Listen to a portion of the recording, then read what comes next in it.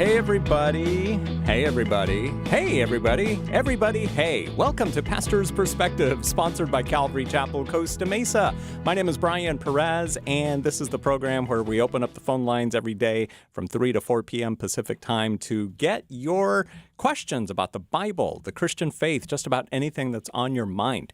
888-564-6173 is the number to call. If you're watching on Facebook or YouTube, you see the number right there on the bottom of the screen, 88 from left to right, 888-564-6173. So give us a call and ask your questions. Answering your questions today, we've got Brian Brodersen, the senior pastor of Calvary Chapel, Costa Mesa in Southern California, Tony Clark, the pastor of Calvary Chapel, Newport News in Virginia, and here in the studio with Pastor Brian and me, Bobby Conway, the great doctor. He is in town for the next 2 weeks. We are so excited to have him here. How you doing, man? Goodness. I am super excited to be here with you guys. It's been too long, and we just flew in just a little bit ago. My wife I wonder was in your town arms look tired. with me and my son, and he brought his girlfriend along on the trip, and he's just super excited to show her the Southern California life. So, yeah, we're just happy to be here and looking forward to having fun in the studio with Brian. Got your Stussy, what is it? Stussy. Stussy, sure. Stussy, yeah. Okay. Yeah. Breaking out the summer apparel and my favorite Stussy shirt. Yep, I'm Looks good. I'm ready to go. Yeah, I almost wore shorts, but Yeah. just should have worn shorts, but Yeah. I didn't. So you're having regrets about this? Not wearing This is a- shorts. I'm having Are you regrets. are you struggling with like the way you put yourself together today? Well, Feeling good about we yourself? we had kind of a staff development day, and I thought maybe I needed to look a little more, sort of official. So I passed on the shorts, and then Yeah. I showed up and saw one of my assistant pastors in shorts, and thought, "Dang, man, he really did a good dress nailed day. it. You know where I really blew it? So I don't know if they still call it this in California. They called slip-ons thongs. Yes, Okay. Do they still say that in California? but it doesn't refer to that anymore. It refers to something. Well, yeah, we try Something, not okay. to call it. Because when I showed Just say up flip-flop. in the South, Yes. I would just talk about, I got saved. I remember going to church. I'd show up with my tattoo and my thongs on, and they didn't know how to handle that. And so I had to learn that flip-flops That is the would proper be term. processing that would be a little bit challenging. Ooh, Yes. Flip flop. get that visual out of my head. Definitely. Keep in mind, 19 years old. Well, it's funny because nowadays, I mean, we used to say swim trunks, but now Yeah.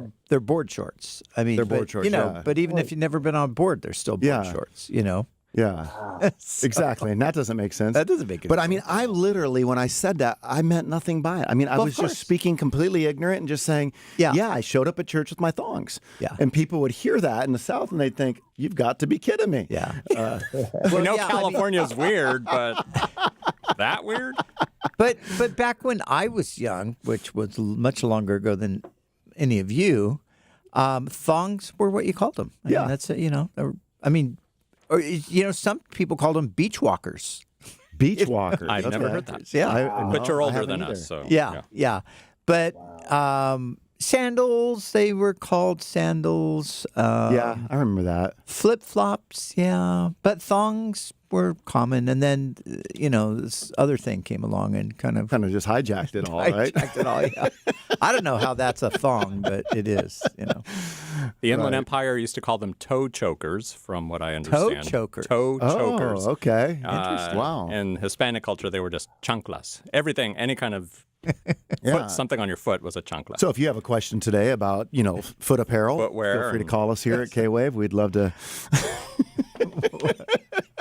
What's the Spanish word for well, it's zapatos for Zapatos, shoes. yeah, Yes, because yes, they have but a- it was chancla was the, But they the have slipper a, that you would get hit with. Yeah, they have a if you flip-flop that's a got out of line. zapato. Yes. Yes. You can buy that. Yes. Yeah.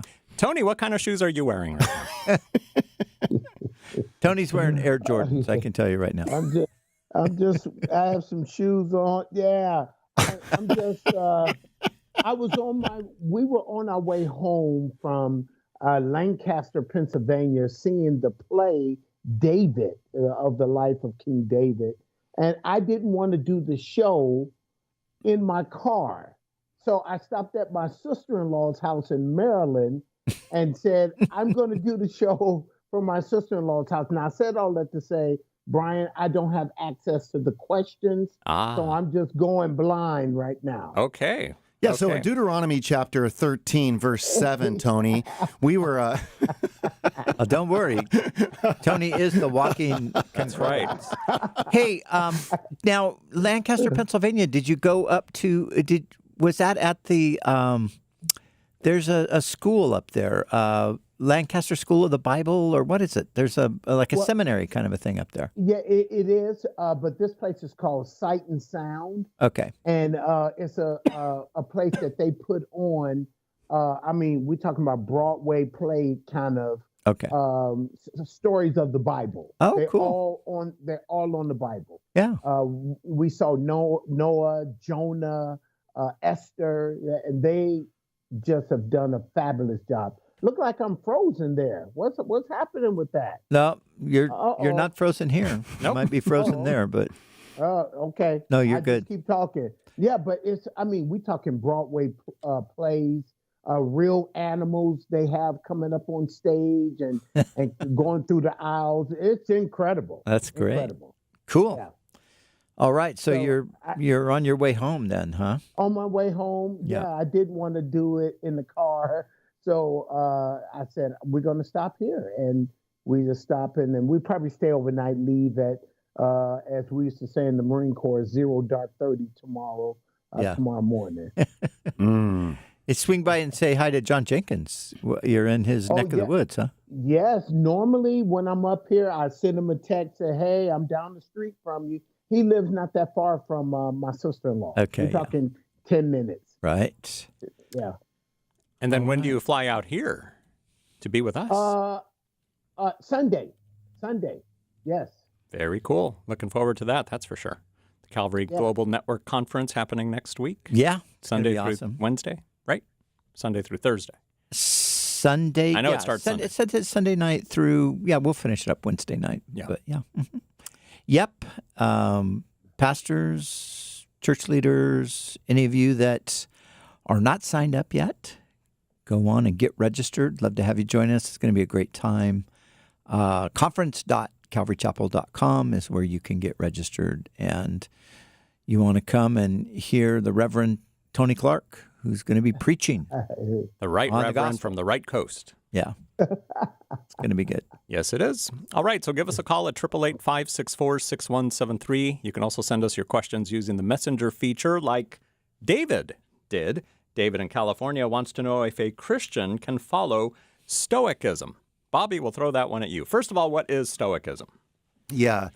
So Stoicism, excuse me. How do you pronounce Stoicism? It's Stoicism. Okay. Yeah, so see, Stoicism. That tells you.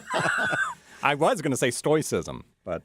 there are a lot of people in the ancient Roman world that were Stoics. So when you're saying Stoic, and then you would say Stoicism. So that's where you got confused, Brian, and we understand that. But Marcus Aurelius was a Stoic. Basically, it doesn't believe in God, typically. That's not going to be the posture. It's also going to be something that's going to be highly deterministic. There's not going to be free will. And when you think about being Stoic, it doesn't mean that you're just unaffected to life.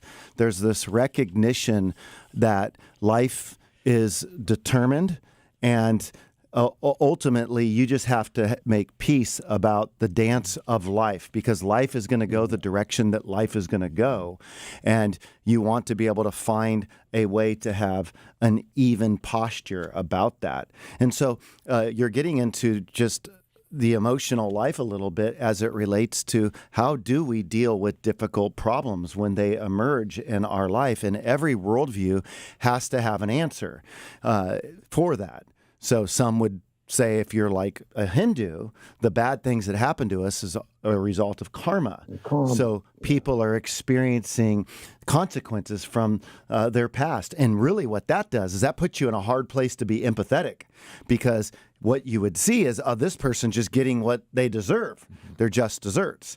When it comes to Christians, we realize that we're called to trust the Lord through our circumstances and situations. But the Stoic, they're going to see that life is predetermined. They don't have this sense of, freedom in the sense of, deciding the way circumstances are going to turn out. And so instead of being fatalistic from the standpoint of just shutting down on life, they just seek to make the most of it. It doesn't mean that they don't emote. It just means that they try to stay even-keeled, trusting the fact that life is going to work itself out the way that life is going to work itself out. In fact, it's getting really popular again at this time. Isn't that interesting? I mean, Yes. this is a Greek philosophy that goes Yes. back to the classical Greek period. Yeah.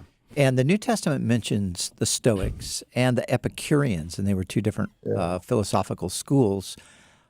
Epicureanism came from Epicurus, but Stoicism came from a guy named Zeno. But the Stoa was the place they gathered. And That's right. So that's how it became known as Stoicism, because of not the name of the founder, but the location where they hung out and philosophized. Yeah, and there's an author that's written some stuff on it. His name is Ryan Holiday, and he's got a book called The Obstacle is the Way and The Daily Stoic. I read The Obstacle is the Way, but he's somebody that I think is getting lots of attention as it relates to this. But I'm noticing more that people are interested in this ancient philosophy. Yeah. Yeah, and the funny thing is about that. I mean, you think of how people, so many people would accuse you and me and Tony and Brian of, oh, you guys are talking about this ancient thing that's so outdated, and how we can't trust that. That comes from the pre-modern world, and yet they're espousing philosophies that go back further than the New Testament period, and they don't even know it. Yeah, that's so true. Isn't that funny? Yeah, absolutely. And, Carl Truman, have you seen his new book called The Strange New World? Yep. Based off of The Triumph of the Modern Self? Yeah. Have you got a chance to read that yet? I haven't, because I'm reading 600-page textbooks. Well, when you're done with hermeneutics. those 600-page textbooks. Wow. Like, so Brian Loritz, you might have saw his post. I did, yeah. Okay, good. So, Brian Loritz posted, this is the And most... I listened to Carl Truman do an interview on the book. Oh, good. Yeah. Okay. Yeah, I mean, it's just fascinating because I think for parents out there, if you want to understand what's happening in our world with our kids and where things are at, Jean-Jacques Rousseau, another philosopher who said the way that we need to live authentically is we need to be true to our feelings. In the past, you were called to question your feelings. Yeah. But this was to say you need to live according to what you feel. And now that's where people are finding their identity and where they feel, and we have to validate that. And to not validate people's feelings about how they perceive themselves is to reject them. And you can just see so much of where we are in our culture. Crazy, yeah. Isn't it? Wow. All right, David, thanks for sending us your question about stoicism. No, that's not it either. Stoicism. I learned something new today. All right, here's another one from Facebook before we go to the phones at 888-564-6173. Patricia in California wants to know some good legitimate sources or resources for prophecy. I'm doing a Revelation study and have been exposed to a lot of new names in the prophecy circuit. Can you let me know if people such as, and then Patricia names a couple of people, which I don't want to name these people just in case, we offend somebody. But Tony, who are some of your favorite prophecy people to listen to? Well, I've listened to a few in the past, but seeing that the great doctor is in the book of Revelation right now, he definitely should address this, because he's going to give the various views and he got the various books and authors. This is the man to address that question. Well, if somebody's looking for a good, real scholarly, in-depth piece, G.K. Beale will offer a lot of insight. It's going to be a different perspective. I think Steve Gregg put together an interesting parallel of the book of Revelation where you have the preterists, the spiritualists, the futurists, and the historicists viewpoints. And I think Gregg's a preterist, if I'm not mistaken. I don't know that name. Okay, yeah. So he has that, and I think he's a preterist.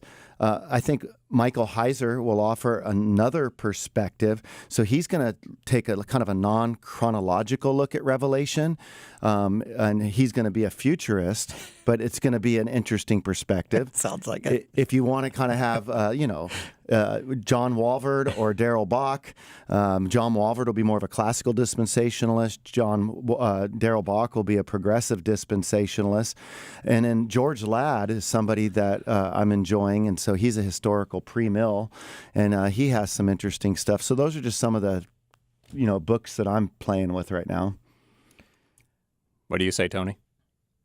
No, those are, he's definitely, the great doctor would know when it comes to these types of things.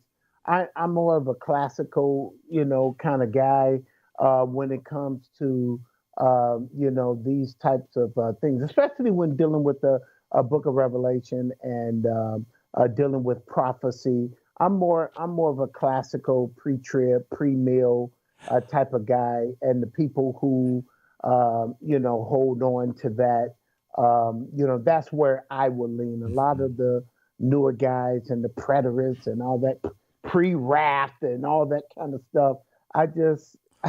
I've already settled a lot of that stuff in my heart, and so I kind of not necessarily look at those types of things for that very reason. Yeah, I think the great scholar Pastor B. Brodersen of Calvary Chapel fame is currently teaching the book of Revelation on the Back to Basics radio program. I think that just started today, as a matter of fact, because awesome. I saw a post on it. So. I didn't know that. So we're both teaching Revelation right now. Well, mine's on the radio from a few years ago, so I'm not actually teaching it. But I would say also, I think for a really good kind of a bit more of a popular level look at it, Greg Laurie did a Revelation commentary, and I would imagine it's quite good. And obviously, Greg's pre-mill and he's pre-trib, and I think that would probably be a really good one. Pastor Chuck years ago had a brief commentary on Revelation. It was a small little book. It wasn't really detailed. But I think, for prophecy in general, I think John Walvoord really, Walvoord does a good job because he's a scholar. So he brings in all of the different options for you. But of course, he lands on a pre-mill, pre-trib point of view too. But he's got a great commentary on the book of Revelation. He's got a great commentary on the book of Daniel. And then he's got a thing on all the prophecies of the Bible, which are, I think, good. Yeah. So for you guys... Also, the great doctor's professor, the old professor, Dwight Pentecost, on, what is it, Things to Come? Things to Come. Something? Yeah. That's another great resource. Now, was he the president of Dallas when you were there? No, Chuck Swindoll was, but Walvoord was still alive. Like emeritus. And it was, it was crazy. Dallas Seminary started in 1924, and when I was there, it was Chuck Swindoll's last semester, but Donald Campbell was still alive. John Walvoord was still alive, so I got to hear these guys in chapel. Chuck Swindoll. And then, so the only one that had passed away was its founder, Louis Sperry Chafer. Mm-hmm. And I just sat there and I thought, wow, this is crazy. Like, here I was there in 2000. It started in 1924. And I would sit in chapel and you would see Chuck Swindoll and Donald Campbell and John Walvoord and Pentecost. And I was like, but this was a generation passing away. But boy, they were a part of some really neat stuff in the past. Yeah. So I didn't know Bach had a commentary on Revelation. Well, it's not a commentary on Revelation. I'm just thinking of his system of progressive dispensationalism.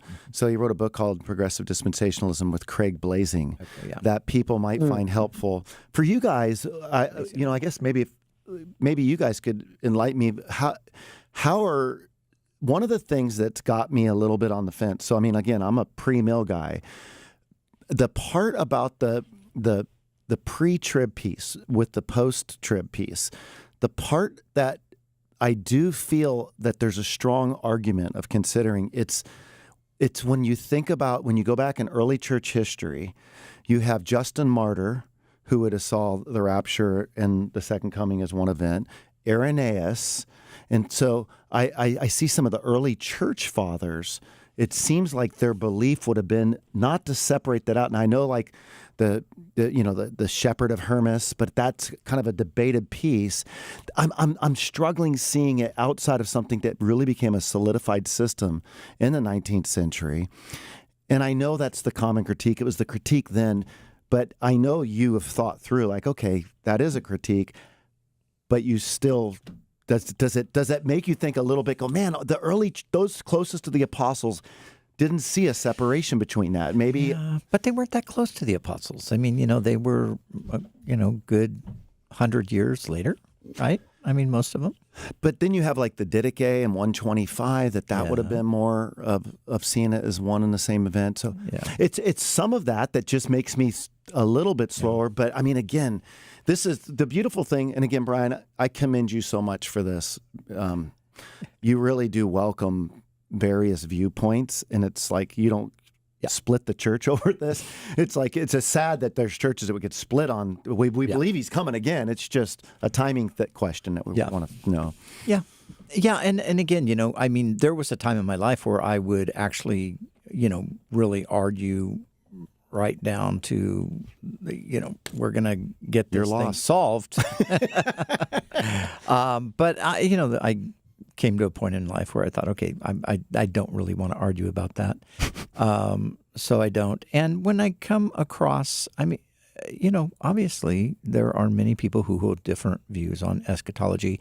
And I've said this before. I think the rapture, I believe it's a pre-tribulational rapture. I think that's the best way I understand the text. But I also admit that it's not as clear as some people think it is. Otherwise, there wouldn't even be any debate over it at all. It would just be a done deal. It's like, hey, it says it right here, and that's the end of it. But there's enough ambiguity to leave the question mark. I still hold to it, but I recognize there are some challenging aspects to it. Yeah. But I just feel like out of the other options, it seems to me to line up the best. Even though, and I think a lot of times today, I think it's almost I think the negativism toward the rapture, which there is an increasing negativism toward the rapture, I almost feel like it's more of a reaction to excessive preoccupations with the subject and predictions and things like that, rather than a strong, like exegetical basis for that's why I don't believe this. So, Tony, for me, I was. The Bible said, "Let every man be persuaded in his own mind," and I was persuaded by my own mind a long time ago. Because, matter of fact, just this past week, I just was listening to someone who quoted several church fathers.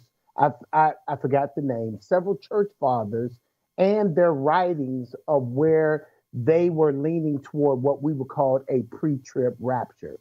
So all the church fathers did not have that sort of view. That's commonly said in academic circles, but there are some church fathers that will lean what we call a pre-trib rapture.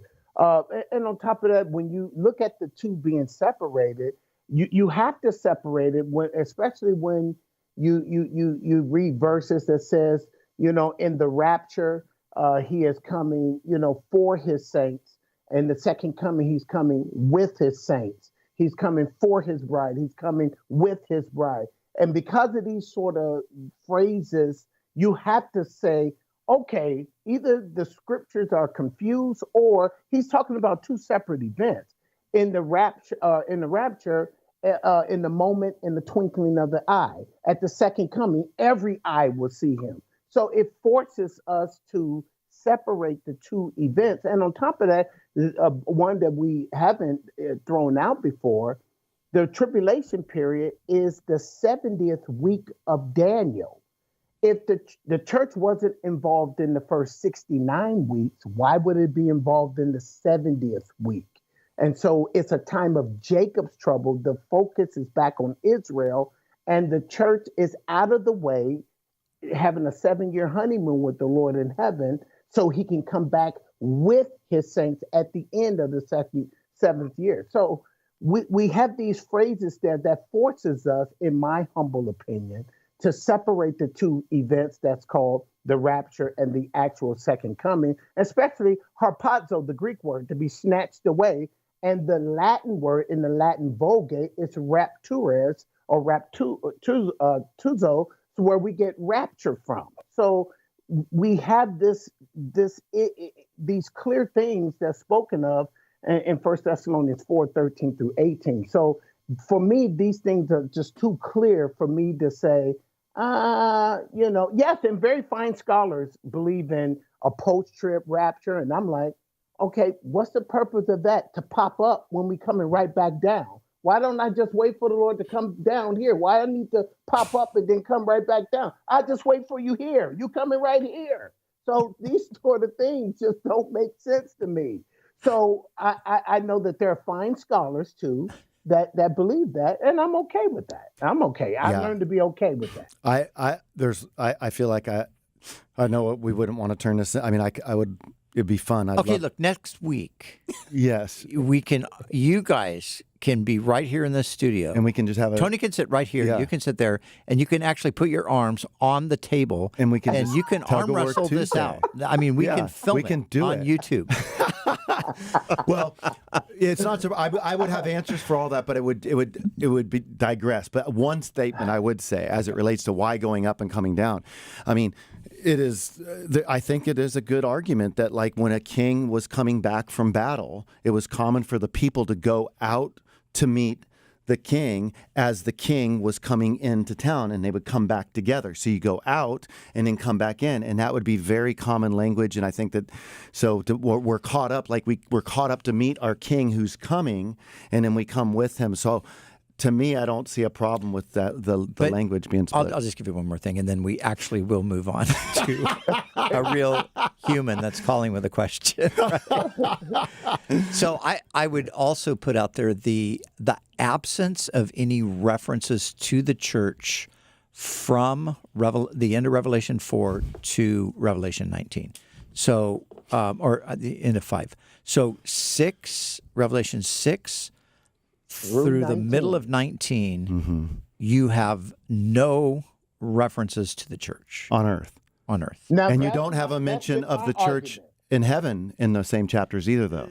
No, because the scene is really the earth. It's not heaven. It's not heaven. Yeah, but you have Hagios, the saints. Yeah. Yes, but of course that I think is referring to those converted in the tribulation. Because it's 70th week of Israel, it's referring to Jews in some sense, but it makes that kind of clear right, in Revelation chapter 7. But then also, of course, there will be people who become believers during that time. So I'm just throwing that out. I mean, I think that's an argument. So, but we're actually going to go to Sylvia's question. Okay. The boss is shutting down. That's the main point. The church is mentioned 19 times in chapters 2 and 3, and the church isn't mentioned at all. That's because they're local churches right there. Of course, it's going to be mentioned a bunch of times. But at the end of chapter 4, it does say, or the end of chapter 3, it does say, or the beginning of chapter 4, it does say, after these things, I saw. Yeah. After these things. So after what things? the things they've just been talking about, things of the church. And Brian wants to continue this on the other side of the break. I have a feeling we're going to. No, we got to talk to Sylvia, Susie, and Scott. Okay, and everybody else. 888-564-6173 is the number to call with your questions till 4 p.m. Pacific time. And don't forget to check your radio station's local listings to see when you can hear the great theologian B.D. Brodersen on the Back to Basics program discussing the book of Revelation. That just started today, so check that out. All right, back in a couple of minutes. 888-564-6173.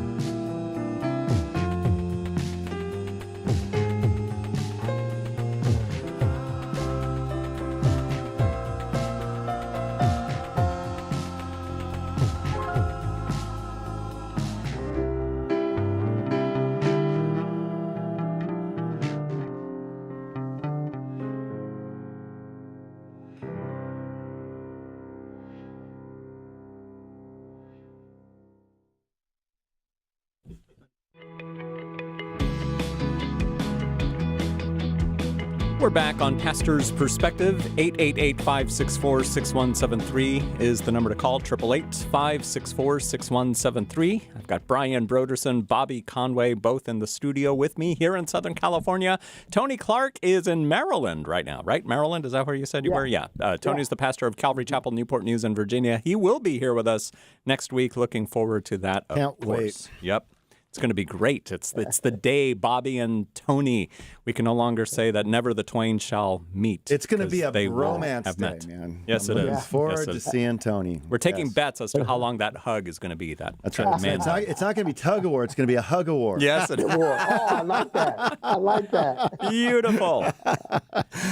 All right, so we're going to go to the phones now. 888-564-6173. Unless Brian or Bobby or Tony wanted to say anything more. No? Are we sure we're We're done. okay? We're done with the rapture for today. No more rapture discussion, questions. We're done. Until tomorrow. No. All right. Sylvia in California, welcome to Pastor's Perspective. Hello. Hi. Yeah, you guys are just so funny. It was so interesting listening to you before the break. I look forward to watching you guys duke it out. That's coming next week.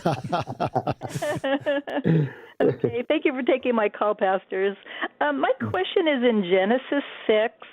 It's verses 1 through 4. And I'm kind of referencing different versions of it, like the Living Bible and then the NIV. And it talks about beings from the spirit world, and it talks later in verses 4 that they were evil beings from the spirit world that had sexual relations with human women. And then in another version, like the NIV, it refers to them as the sons of God. So could you kind of elaborate a little bit on just who those individuals were? I don't know if they were fallen angels. Now, this could start a whole nother discussion here, but Tony, what's your take? I'm of the persuasion that they were fallen angels, Nephilim, B'nai Elohim, for sons of God. Almost always in the Old Testament refer to angels. And people have a hard time with angels mingling with human women.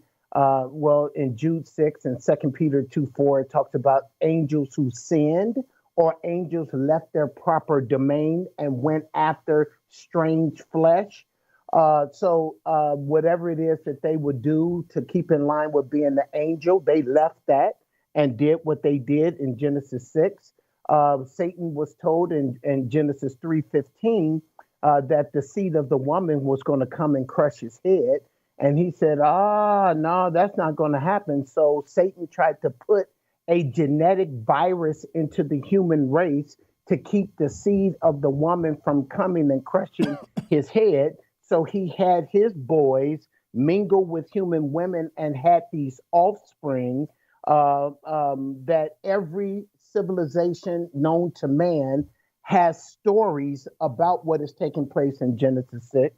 And so it's a very strange story. And this is the whole reason for Noah's flood that took place, and how after verse 4 of Genesis 6, it talks about how the whole world was filled with violence.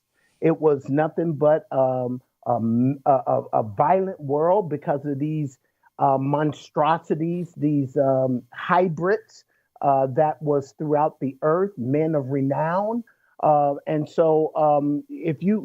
Yes, Greek mythology talks about it, but Greek mythology has stretched the story to an unhealthy end. But every known civilization talks about what took place in Genesis 6 verses 1-4, and the sons, the daughters of Cain and the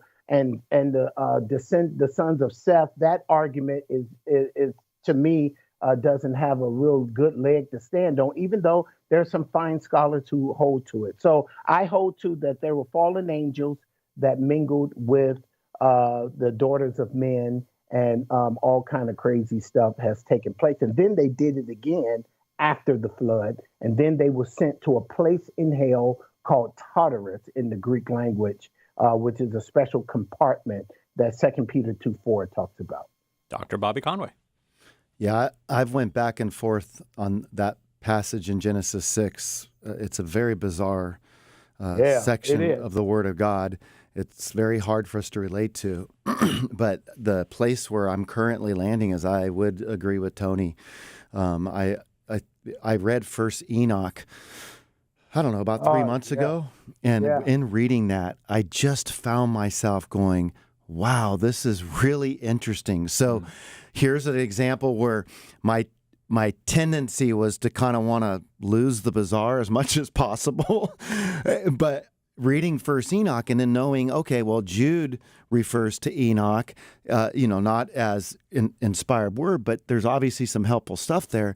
I was just really enlightened, and to the point now even where the locusts with the fifth trumpet judgment, I'm going, man, are these the watchers let out of the abyss? These from the ancient past. And so listening to some of the Michael Heiser stuff is certainly played a role on that. But I think if I was just looking at the Bible, then you think about, we're going to be like the angels in heaven, neither given in marriage. And I'm going, okay, maybe that's where I'm going to arrive and say it's from Seth or something like that. But when I start thinking about the A&E, the ancient Near Eastern literature, and Enoch and some of this, I'm going, and what Tony said, there were stories for this, and they've been exaggerated. It just, so, there's been times on the radio I would have said the exact opposite, but now today this is where I'm at. It's great to see that your devotions in the Apocrypha have finally brought you to Right. That's a good one. Well, Tony's helped me too. Well, and the passages that you referenced, Tony, in 2 Peter and in Jude. I mean, those are, and everybody agrees. This is so bizarre. This is like beyond bizarre, right? Yeah. But what I've always thought about it, I've never really bought into the sons of Seth, sons of daughters of Cain thing. That doesn't make any sense. Yeah. But I know people that have, and they, that's their position. But I do think that, God destroys the entire population of the earth with the exception of 8 people. There had to be some serious issue that was being dealt with there beyond just what we would normally think. So I think the flood itself gives, I think it lends to that, as bizarre as it is, that interpretation that is what happened. And one of the things that, like this bizarre piece, that is making me feel even more confident about a futurist interpretation of the book of Revelation compared to like a preterist who would say, hey, this is all fulfilled. I feel like while you could take a position on some of the seal judgments, like there's this already, not yet, I can see some of like, what went down with the destruction of the temple or the Jewish revolt that took place in 66 to 70. But I feel like there's a temptation, or a tendency, I should say, on preterists to try to make all the bizarre stuff go away.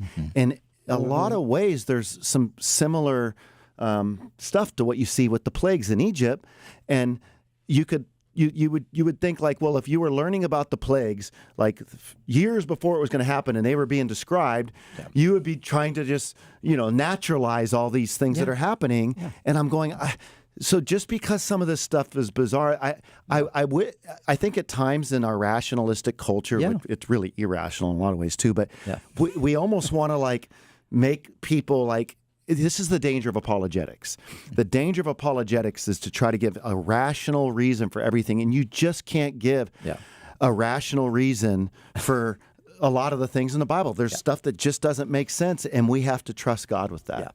Yeah, and I think too, I mean, we can't underestimate the influence of, 18th century higher criticism on the Bible that basically just threw out the supernatural, right? Everything, it's all, it's naturalistic. So these supernatural things are obviously just parts of the myth and the legends that develop. They're not really events that truly occurred.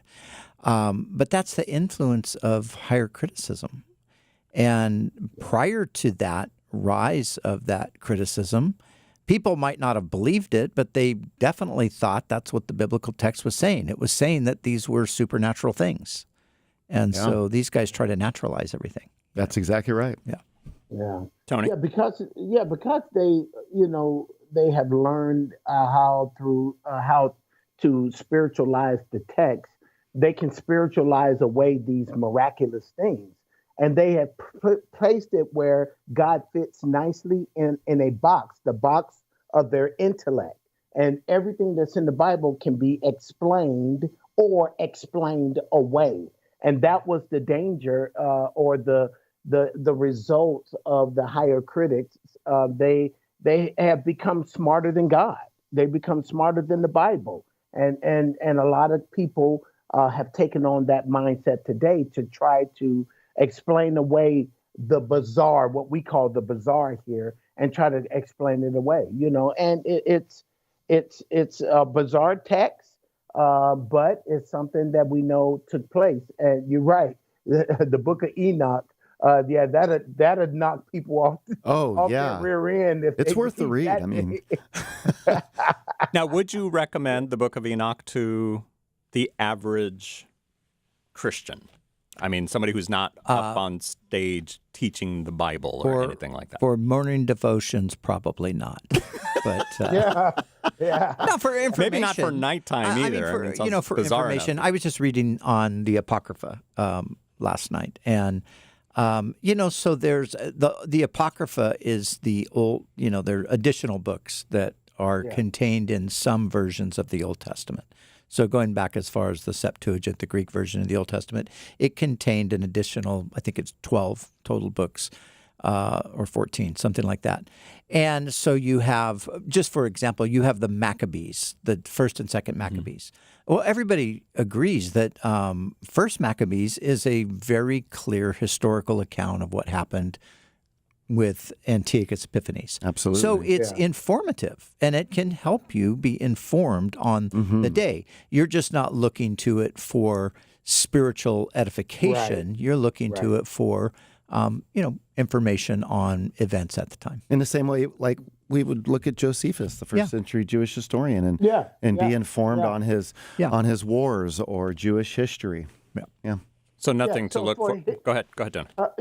For historical purposes. For historical purposes, but not, like Pastor Brian said, not for to guide your spiritual life with them. Because if you put the Apocryphal inside of the inspired canon of Scripture, you're going to have contradictions.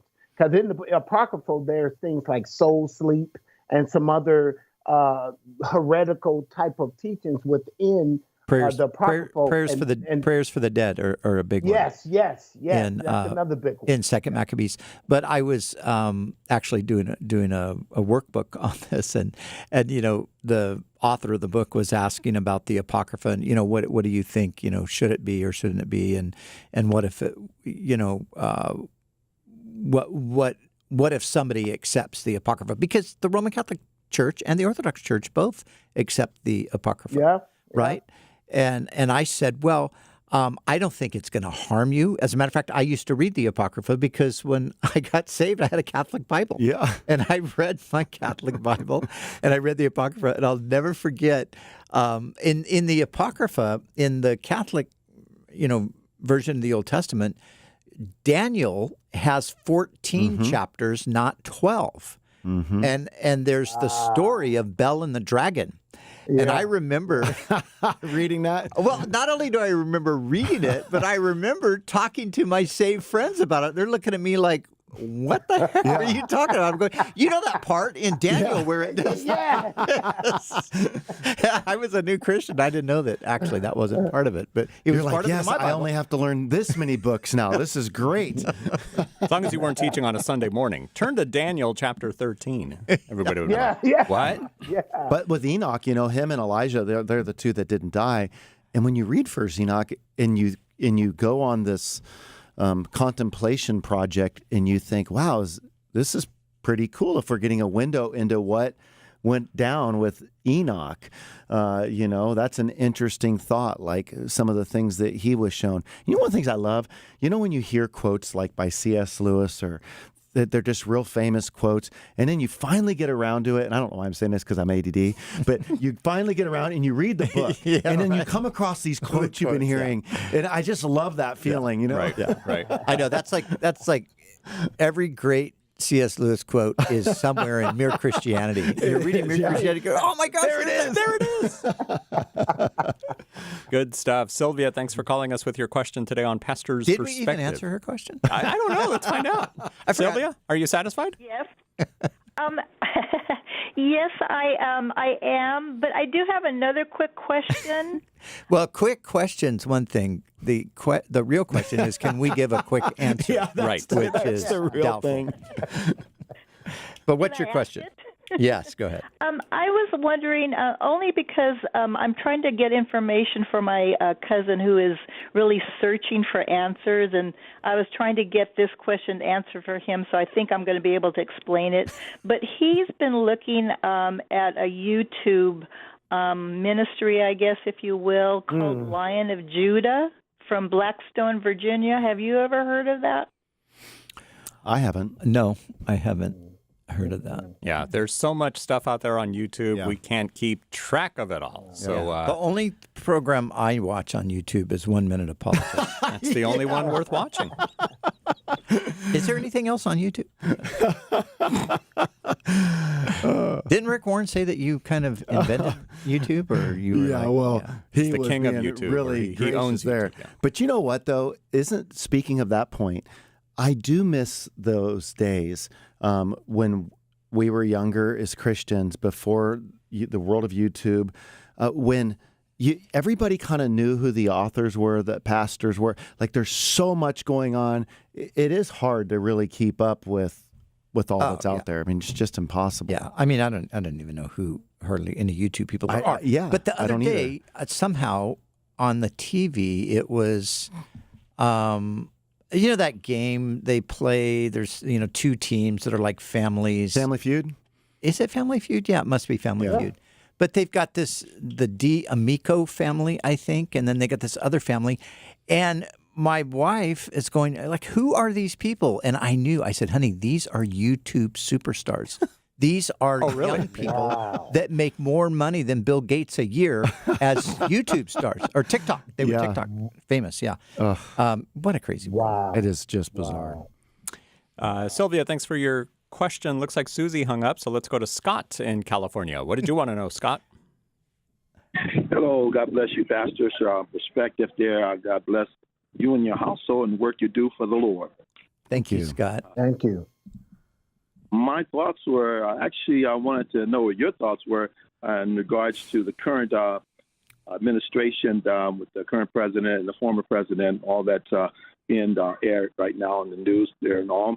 And it seems though the church has a great bit to say in the matter of its disagreements. It seems like a big, disagreements among Christian believers there and all. So I was wondering where do you stand as, past perspective there and all. We look back in scriptures there.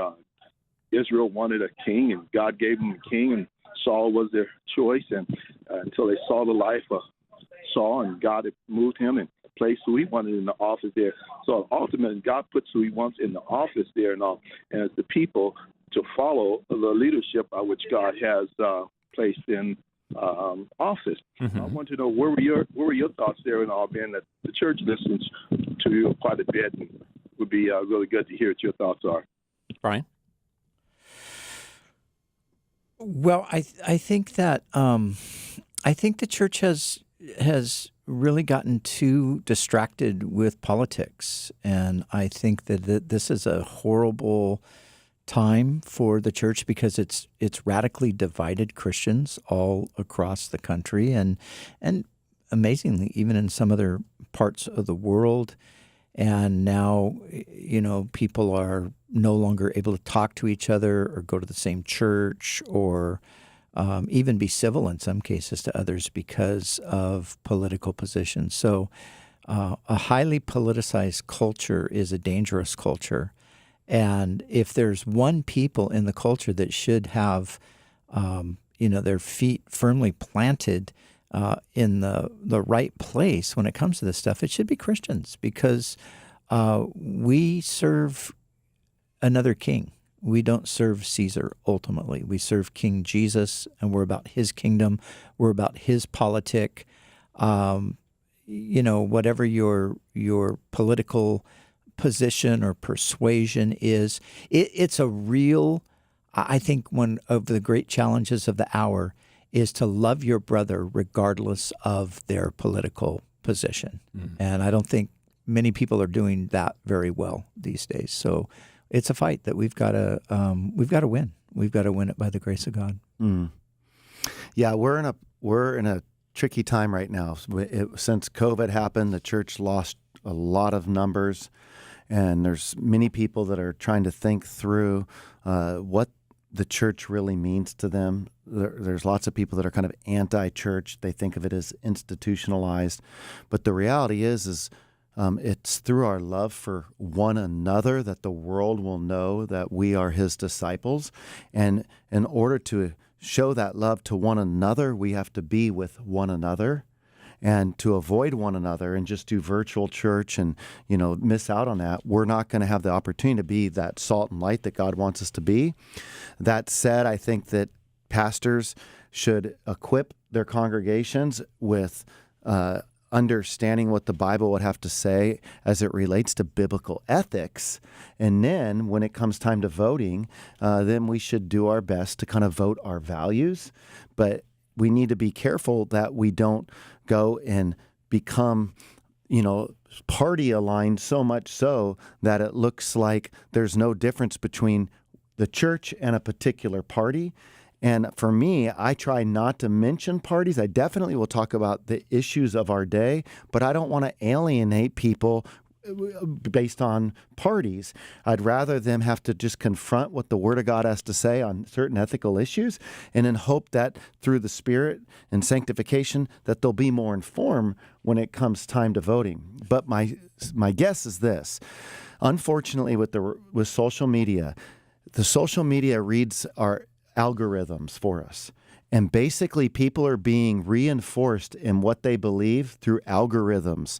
So they can't even be objective unless they're aware that they're being fed reinforcing material. And so we're being put in boxes by algorithms that's reinforcing our narrative, that's keeping us further divided. Mm-hmm. And if we don't recognize this, it makes me really uncomfortable for what our future holds. Yeah, and I mean, for some people, the answer is get off of all of those platforms that are feeding this kind of thing in you, and stop listening to people who are just stirring up anxiety and anger in your own heart. We don't need that right now. Yeah. Even people who hold a different political position are still people that God loves and wants to save. And us being hateful and angry and shouting them down and all of that is not helping advance the cause of Christ in the least bit. It's actually, taking away from it. What do you say, Tony? Yeah, it's bad. The church looks bad, in my opinion, because of the whole political thing, and they've made God a Republican. They've made him that.